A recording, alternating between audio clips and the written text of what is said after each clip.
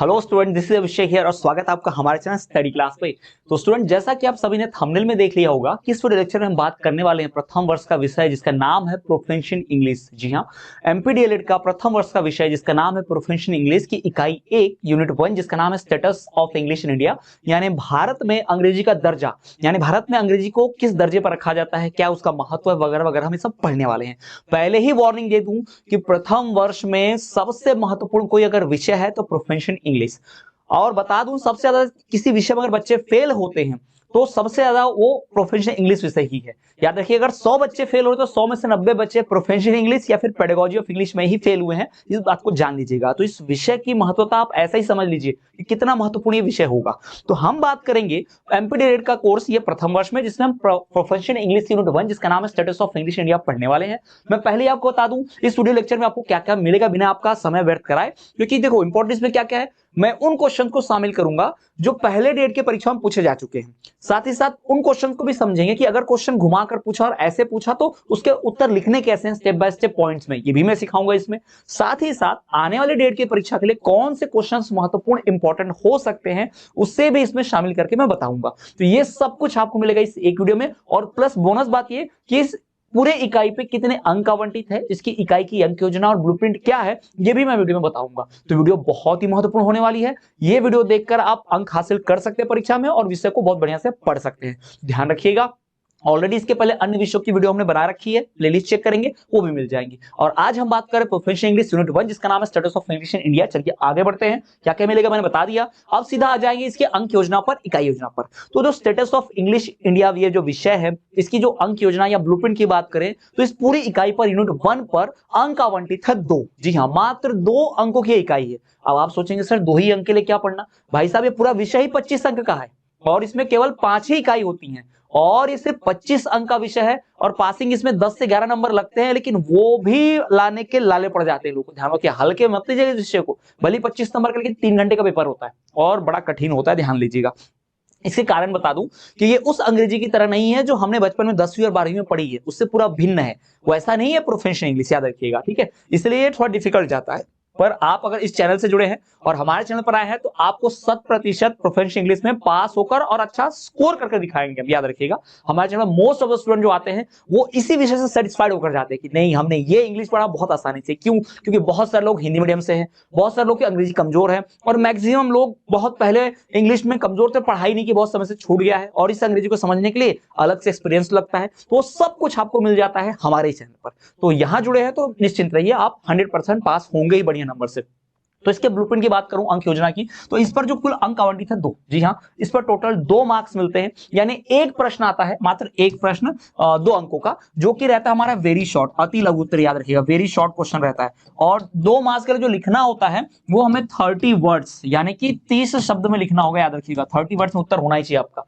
अगर आपका उत्तर 30 वर्ड्स 30 शब्द में है तो आपको 2 में से 2 पूरे अंक मिल जाएंगे और सही लिखा है तो। ध्यान रखिएगा, क्लियर है। अब अंक योजना हो गई, क्या क्या पढ़ेंगे ये भी हो गया, अंक कितने आवंटित है ये भी हो गया। चलिए आगे बढ़ चलते हैं और महत्वपूर्ण क्वेश्चंस को सॉल्व करते हैं। लेकिन उससे पहले मैं बताना चाहूंगा कि अगर आप एमपीडीएलएड प्रथम वर्ष के छात्र हैं और एमपीडीएलएड की परीक्षा को 100% 90+% से पास करना चाहते हैं, 100% तैयारी करना चाहते हैं, तो मैं आपको सजेस्ट करूंगा एमपीडीएलएड का मध्य प्रदेश का प्रथम वर्ष का कोर्स। इस पूरे कोर्स की जो वैलिडिटी होगी 1 ईयर की होगी और ये जो संपूर्ण कोर्स है इससे आपकी 100% तैयारी हो जाएगी डीएलएड की 2026 की परीक्षा की।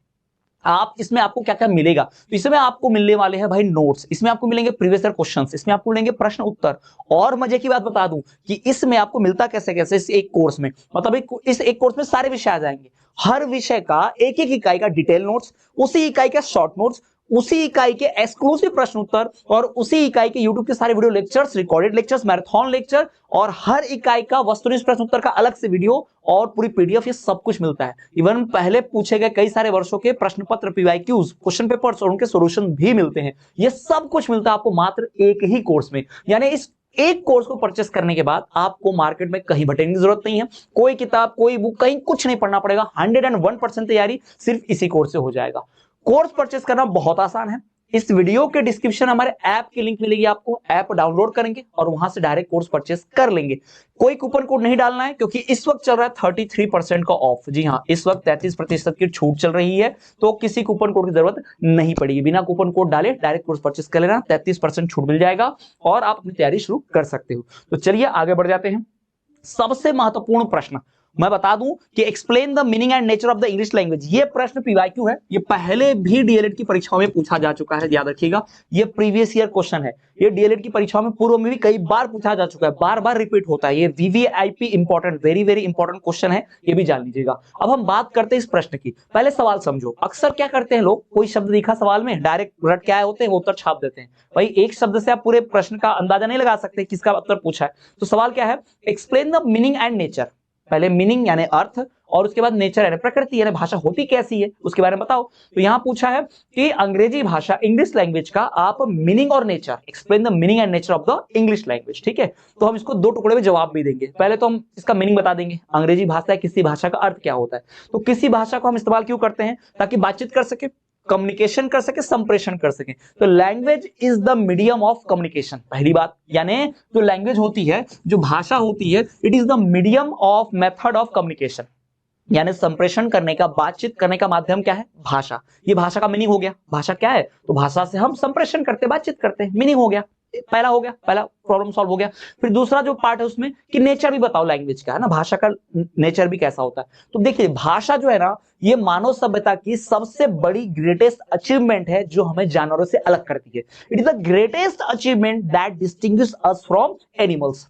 ये जो सबसे बड़ी हमारी उपलब्धि है कि हमने भाषा की खोज की, हमने भाषा का आविष्कार किया और हम बोलचाल अपनी भाषा में कर सकते हैं और सारी बातें कर सकते हैं, जिसके वजह से हमारे बहुत काम आसान हो गया और मानव सभ्यता इतनी विकसित हुई। सोचिए भाषा नहीं होती तो हम पढ़ रहे होते, पढ़ नहीं रहे होते तो क्या वैज्ञानिक बनते, वैज्ञानिक, डॉक्टर, इंजीनियर कुछ बन पाते, चांद तक पहुंच पाते या मशीनें बना पाते, कुछ भी नहीं अगर भाषा नहीं होती तो भाषा बड़ा इंपॉर्टेंट है। तो भाषा, language is the greatest achievement. Language जो है एक सबसे बड़ी उपलब्धि है जो that differentiate us, distinguish us, differ us from animals, है ना। कोई भी शब्द आप लिख सकते, जरूरी डिस्टिंग्विश अगर हार्ड स्पेलिंग लग रही है तो वहां डिफरेंट लिख लो, वहां पे डिफर लिख लो, है ना। ये ध्यान रख सकते हैं, फ्रॉम एनिमल्स, जानवरों से जो हमें अलग करती है। दूसरी बात हो गई। अब बात करेंगे तीसरी कि it is one of the most important and characterise form of behaviour. ये सबसे महत्वपूर्ण है, किसी भी व्यवहार का, किसी भी आचरण का सबसे महत्वपूर्ण चीज भाषा ही होती है। ठीक है, कोई अगर अच्छा टीचर है तो इंपॉर्टेंट क्या है, लैंग्वेज। कोई अगर मतलब अच्छे से बोलते आना चाहिए, अगर कोई अच्छा वकील है अच्छे से बहस करते आने चाहिए, कोई डॉक्टर है तो अपने पेशेंट से अच्छे बात करते आने चाहिए, मतलब। और स्टूडेंट है अच्छा, कैसे, जब अच्छा लिख पाएगा, बोल पाएगा। तो भाषा सबसे जरूरी होती है किसी व्यवहार, किसी फील्ड में सबसे जरूरी चीज जो आपको होनी चाहिए वो क्या होनी चाहिए, भाषा। वो व्यक्ति को उत्तम बना देती है, व्यक्ति को, है ना।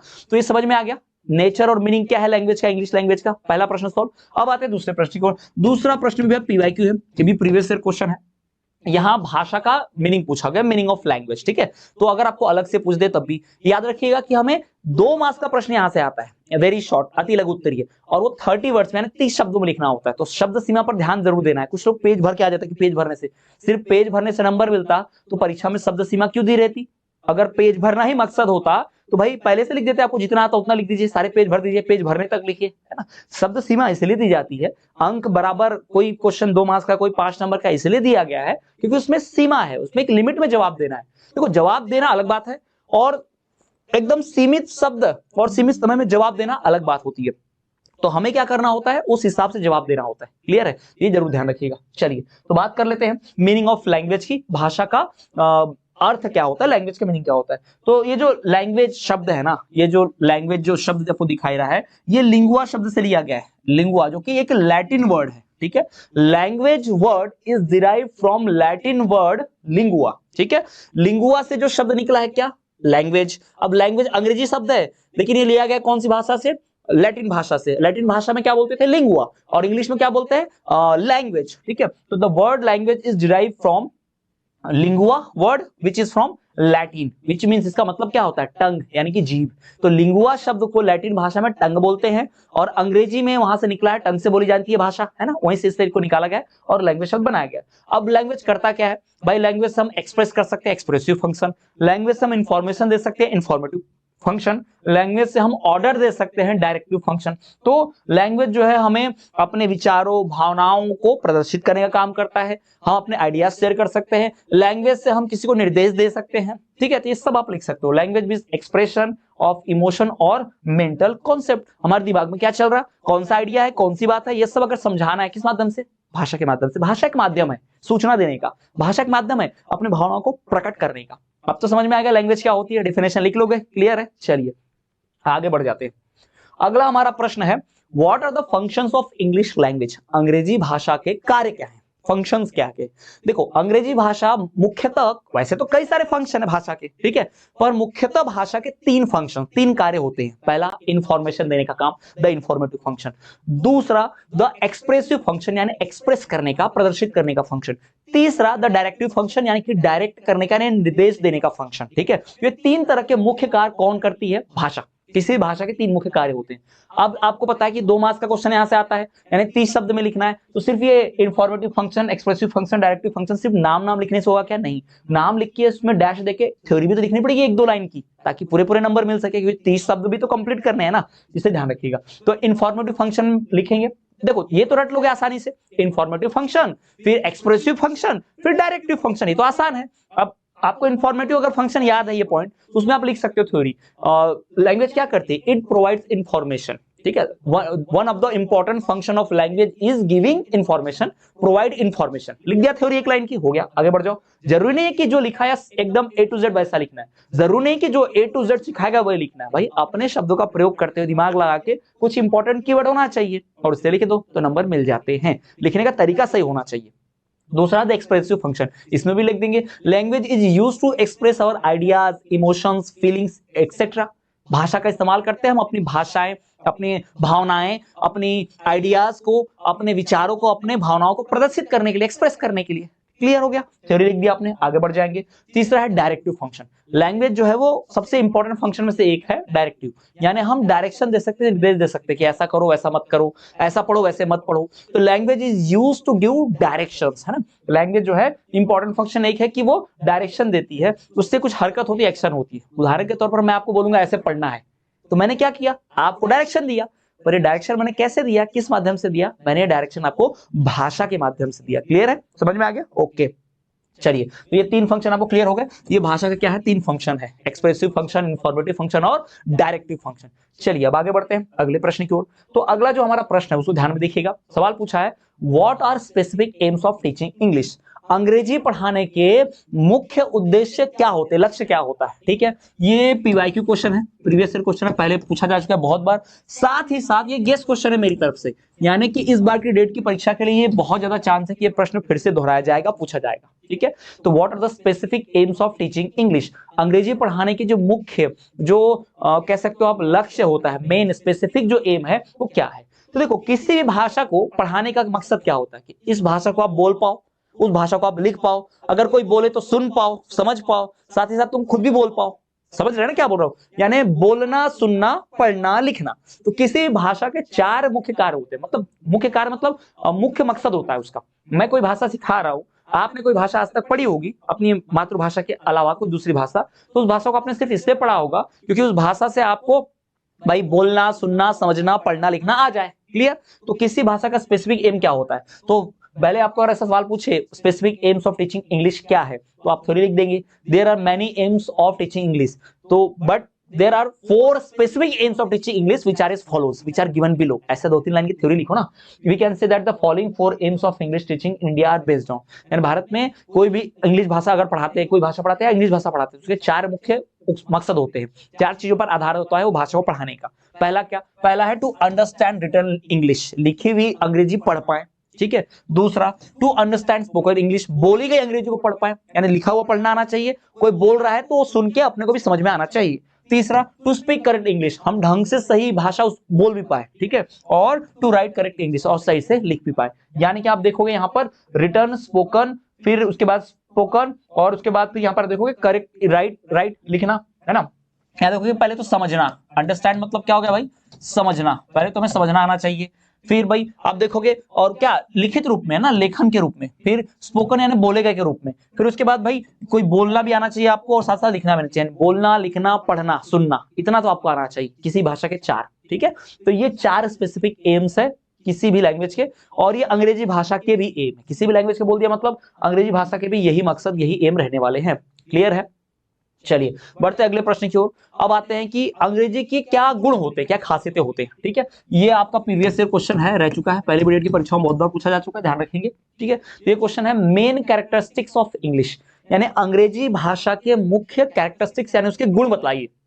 अंग्रेजी भाषा ऐसी होती है वैसी होती है वो बताना है, ठीक है। तो अगर हम अंग्रेजी भाषा की बात करें तो सबसे पहली बात, अंग्रेजी भाषा ना एक प्रगतिशील भाषा है। English language progressive language, advance language, आधुनिक लैंग्वेज है ना। अब अंग्रेजी भाषा पहले ही बोली जाती थी, पहले भी फॉर्म में थी, आज भी है और आगे भी रहेगी। तो इस भाषा का ना क्या है, पास्ट है, प्रेजेंट है, फ्यूचर है, यानी इस भाषा का पहले पास्ट में कुछ ना कुछ एक्सपीरियंस, कुछ ना कुछ उसका महत्व था। आज तो बहुत ही आप जानते हो इंग्लिश मीडियम को कितना महत्व है, अंग्रेजी आना कितना। आज तो हमारे समाज में किसी को अंग्रेजी नहीं आती है तो उसको कम पढ़ा लिखा गवार समझा जाता है, जिसको अंग्रेजी आती है उसको हाई स्टेटस एकदम वेल एजुकेटेड, उसको होशियार टैलेंटेड माना जाता है। भाई इंग्लिश बोल सकता है यार, क्या बड़ी बात है, इंग्लिश मीडियम में पढ़ता भाई, इंग्लिश में एमए किया भाई, मतलब इंग्लिश का बहुत महत्व हमारे देश में। जिसको इंग्लिश बोलना अच्छे से आता है उसको इंटरव्यू जल्दी क्रैक हो जाती है, उसको जॉब जल्दी लग जाती है, देखा होगा आप सबने, है ना। तो अंग्रेजी जो है हमारे देश में क्या है, प्रोग्रेसिव और एडवांस लैंग्वेज है। कोई भाषा प्रोग्रेसिव तब बनती है ना, प्रगतिशील, जब उसका भूतकाल रहा हो वो वर्तमान में भी काम में आएगी और भविष्य में भी उसका खूब अच्छा भविष्य हो, यानी present past future. A language which has present past and future is known as progressive language. ऐसी कोई भी भाषा जिसका प्रेजेंट पास्ट फ्यूचर हो उस भाषा को हम प्रगतिशील यानी कि प्रोग्रेसिव लैंग्वेज, प्रगतिशील भाषा कहते हैं, ठीक। तो अंग्रेजी एक प्रोग्रेसिव और एडवांस लैंग्वेज है, पहली बात हो गई। दूसरा, it is a dynamic language, ये बहुत ही शानदार भाषा है। ऑलमोस्ट आधी से ज्यादा दुनिया अंग्रेजी भाषा बोलती है और समझती है, ध्यान रखिएगा। It is a dynamic language, nearly half of the world population speaks and understand it. ये बहुत ही शानदार भाषा है, लगभग आधी से ज्यादा दुनिया इस भाषा को बोलती भी है, साथ ही साथ सुनती समझती भी है, ठीक। तीसरी बात, इसका खुद के अपना व्याकरण है, it has its own grammatical rules, इसके खुद के अपने व्याकरण के नियम है, it has own grammatical rules, है ना। कोई भी भाषा को अच्छा तब माना जाता है उसका व्याकरण हो, ठीक है, ध्यान रखिए। जैसे भोजपुरी है, भोजपुरी का व्याकरण कहीं पढ़ा नहीं यार, कभी सुना नहीं यार, इसलिए भोजपुरी भाषा ना बन के भोजपुरी बोली है, ठीक है। और क्या, अब भाषा के रूप में देखा जाए तो इस ये एकदम सिस्टमेटिक तरीके से अरेंज है कि इतने शब्द होंगे, इन शब्दों को ऐसे मिलाएंगे, इन शब्द में ऐसा होगा, इसका व्याकरण नियम होगा। तो अंग्रेजी लैंग्वेज जो है ना बहुत ही सिस्टमेटिक है, हैव इट्स ओन सिस्टम, इसका खुद का अपना एक सिस्टम है। English language is a systematic language and it has its own system, इसका खुद का अपना एक तंत्र सिस्टम है, कैसे काम करेगी, कैसे बोलेगी, है ना, क्या चीजें रहती है पहले से डिसाइडेड है इसमें, इसका खुद का सिस्टम है। और क्या कि भाई it has its own phonemes, morphemes and syntax, है ना, इसका खुद का अपना उच्चारण है, प्रोनाउंसिएशन है, इसके खुद के अपने स्पेलिंग्स हैं, इसके खुद के अपने शब्द हैं, इसके खुद के अपने बहुत सारी मतलब शब्दकोश है, वोकैब है ना, वोकैब बोलते हैं जिससे शब्दकोश को, वो सारी चीजें हैं। It has its own system of writing, और इसका खुद का अपना लिखने का एक तरीका है, सिस्टम है, it has its own system of writing. ये सब इंग्लिश के कैरेक्टरिस्टिक्स है। वैसे तो मैंने 6 पॉइंट बता दिए, पर ये आता है 2 ही मार्क्स के लिए, तो आप 3 से 4 पॉइंट भी लिख सकते हो, बहुत है उतना ही, 6 लिखने की जरूरत नहीं है। तो कोई भी यहाँ से आप 3-4 पॉइंट याद कर लेना, ठीक है। क्योंकि भाई हमको सिर्फ 2 ही मार्क्स का क्वेश्चन पूछता है, 2 मार्क्स के लिए पूरा पेज नहीं भरेंगे, जितना पूछा है 30 शब्द में ही लिख कर आएंगे बराबर, 30-35 ज्यादा नहीं उससे, ठीक। तो ये 6 में से कोई भी आप 3 पॉइंट 4 पॉइंट याद कर लेना, बढ़िया से नंबर पूरे मिल जाएंगे। चलिए आगे बढ़ते हैं। अगला प्रश्न है right the importance of English in modern context, यानी आधुनिक माहौल में या आधुनिक तरीके से आधुनिक माहौल में बताइए अंग्रेजी का महत्व क्या है, या आज के जमाने में सिंपल भाषा में importance of English in today's world, आज की दुनिया में आज के समाज में अंग्रेजी भाषा का क्या महत्व है। ऐसा सवाल अगर आपसे पूछता है तो आपको क्या उत्तर लिखना है, कैसे लिखना है, बता देता हूं। देखो कभी सवाल पूछा, ये छोड़ दो, पीछे क्या लिखा है भूल जाओ भाई, छोड़ दो, ठीक है, पीछे क्या लिखा उसको छोड़ दो। तो अगर आपको पूछा किसी भाषा का क्या आज के समय में क्या महत्व है, तो आप, और इंग्लिश की बात हो रही है, ठीक है, तो हम बताएंगे कि इंग्लिश इस वक्त सबसे डिमांडिंग लैंग्वेज है, ठीक है। इंग्लिश का इंपॉर्टेंस का अंदाजा इसी बात से लगाया जा सकता है कि आजकल जो इंग्लिश बोलता है उसको नौकरी जल्दी लगती है, जो इंग्लिश बोलता है उसका प्रमोशन जल्दी होता है, अंग्रेजी भाषा बोलने वाले को ज्यादा शिक्षित सुशिक्षित समझा जाता है, वेल एजुकेटेड समझा जाता है, और अंग्रेजी भाषा बोलने वाला व्यक्ति को आप देखोगे सभी जगह पहचान मिलती है, उसकी रिस्पेक्ट होती है, ये भी आप जानते होंगे। क्लियर है? तो वही हम बात करने वाले हैं। नंबर 1 सबसे पहला importance of English language in modern context. सवाल ऐसा आया तो डायरेक्ट तो लिखना है क्या? नहीं, पहले आप डायरेक्ट पॉइंट्स मत लिखो, पहले आप थ्योरी बनाओ। There are many importance of English language, some of the importance of English language in modern context are as follows. ऐसा पहले थ्योरी लिख दो एक दो लाइन की। उसके बाद नंबर 1 पॉइंट, पहला क्या लिखेंगे, the importance of English has been considered to be the first global lingua franca, यानी पूरी दुनिया में पहली ऐसी भाषा है जो मुख्य तौर पर लगभग दुनिया के हर देश में बोली या फिर सुनी या फिर समझी तो जरूर जाती है। यानी अंग्रेजी भाषा को भले ही सब देश में ना बोलते हो, पर कुछ लोग सुनते जरूर होंगे, समझते जरूर होंगे। तो अंग्रेजी भाषा का आप देखोगे ना तो एग्जिस्टेंस हर देश में पाया जाएगा थोड़ा बहुत, ठीक है। तो अंग्रेजी भाषा को एक वैश्विक भाषा यानी ग्लोबल लैंग्वेज बोल सकते हैं, वैश्विक भाषा की तरह है। दूसरा, in today's modern world the English language has become part and parcel of every existing field, यानी हर क्षेत्र में अंग्रेजी भाषा जो है एक उसका अभिन्न हिस्सा, अंग बन चुकी है, ठीक है। आज के आधुनिक दौर में इन द मॉडर्न वर्ल्ड, ठीक है, English language has become part and parcel of every existing field, या पास्ट एंड प्रेजेंट भी आप बोल दो चाहे तो। यानी आजकल किसी भी क्षेत्र में अंग्रेजी भाषा का दबदबा है, वो उसका भाग है ही। तो अंग्रेजी का अंदाजा इसी बात से लगा सकते हो कि सभी भाषाओं में सबसे इस वक्त ट्रेंडिंग भाषा जो चल रही है, हर कोई बोलना सुनना पढ़ना लिखना समझना चाहता है, अंग्रेजी, ठीक है। उसके बाद चौथा क्या, इट हैज बीन एंड, तीसरी अगर पॉइंट की बात करें, it has been an international language of communication, अंतरराष्ट्रीय बातचीत करने की भाषा क्या है, अंग्रेजी। मान लीजिए हमारे नरेंद्र मोदी राष्ट्रपति, हमारे प्रधानमंत्री जी कहाँ गए, रशिया गए, तो रशिया में अगर वो कोई भाषा बोलेंगे तो कौन सी भाषा बोलेंगे, रशियन तो आएगी नहीं उन्हें। और उधर के जो राष्ट्रपति होंगे, वहां जो राष्ट्रपति है इस वक्त पुतिन जी, ठीक है, व्लादिमीर पुतिन, और उनको तो हिंदी आएगी नहीं, तो लेकिन इन दोनों को एक भाषा कॉमन आएगी, कौन सी, अंग्रेजी। जी हाँ, हम चाइना गए तो चाइना वालों को चाइनीज लैंग्वेज, उन्हें हिंदी नहीं आएगी, हमें चाइनीज नहीं आएगी, तो दोनों मिलकर एक भाषा बोल सकते हैं, अंग्रेजी। तो ऐसा ही हो गया, अंग्रेजी भाषा जो है लगभग पूरी दुनिया में बोली जा रही है। अंतरराष्ट्रीय भाषा नहीं बोली तो कम से कम समझी जरूर जाती है, ठीक है। बिजनेस के लिए, पढ़ाई लिखाई के लिए, साइंस के लिए, आईटी इंफॉर्मेशन टेक्नोलॉजी के लिए, इवन एंटरटेनमेंट के लिए भी इंग्लिश मूवीज जो बनती है सब समझ पाते हैं उसको, सब सुन पाते हैं, ठीक है। भोजपुरी मूवीज पूरी दुनिया में समझ पाते हैं क्या लोग, नहीं। मराठी मूवी जो बनेगी पूरी दुनिया में समझ पाएंगे क्या, नहीं। हिंदी मूवी पूरी दुनिया में समझ पाएंगे क्या, नहीं। पर अंग्रेजी मूवी जो बनती है अंग्रेजी भाषा में, उसको सभी लोग ट्रांसलेशन कर लेता है या फिर कम से कम समझ तो जाता है अंग्रेजी में, क्लियर है, ठीक है। तो इस वजह से अंग्रेजी भाषा एक अंतरराष्ट्रीय भाषा है, उसका इस्तेमाल कहां कहां नहीं है, पढ़ाई लिखाई, आईटी वगैरह, एंटरटेनमेंट, म्यूजिक, सब जगह इस्तेमाल हो रहा है, क्लियर। तो ये हो गई अंग्रेजी भाषा का महत्व आज के दौर के हिसाब से, क्लियर। आई होप आपको 2 नंबर के सभी महत्वपूर्ण प्रश्न ड्यूएट की परीक्षा में बहुत महत्वपूर्ण है, समझ में आ गए होंगे। संपूर्ण कोर्स के लिए, डिटेल स्पेशल कोर्स के लिए, सबके लिए आप हमारे चैनल जरूर सब्सक्राइब कर लें। वीडियो के डिस्क्रिप्शन में हमारे ऐप की लिंक है, ऐप डाउनलोड करें। कोर्स परचेस करना बहुत आसान है, वहां से ऐप डाउनलोड करके कोर्स परचेस कर ले। बिना कूपन कोड के अभी भी 33% की छूट चल रही है, और ये सिर्फ सीमित समय के लिए, क्योंकि परीक्षा नजदीक आ रही है और उसके बाद ये कोर्स बंद हो जाता है। तो याद रखिएगा, अभी से परचेस करेंगे तो लंबे समय तक पढ़ पाएंगे, 1 साल की वैलिडिटी रहेगी, वरना एग्जाम के पहले खरीदोगे पैसे तो उतने ही लगने हैं और पढ़ने को टाइम भी कम मिलेगा, स्कोर कम होगा, क्लियर है। और अभी तक आपने चैनल को सब्सक्राइब नहीं किया तो सब्सक्राइब जरूर कर दीजिएगा। मिलेंगे अगले वीडियो में, तब तक के लिए देखते रहिए हमारा चैनल स्टडी क्लास।